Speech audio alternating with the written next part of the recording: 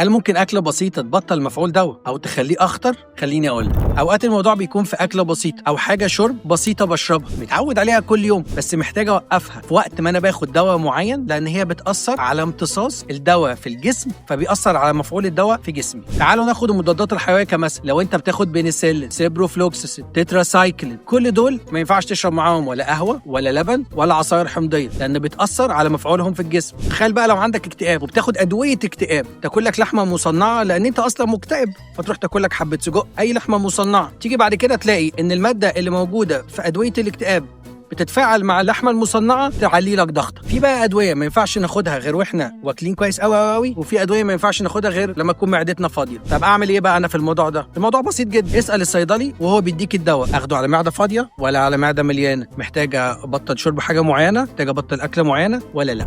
انا بيتر واصف، صيدلي مصري من شبرا، عايش في كاليفورنيا، ودي شبرا فودي. اشوفكم الحلقه اللي جايه.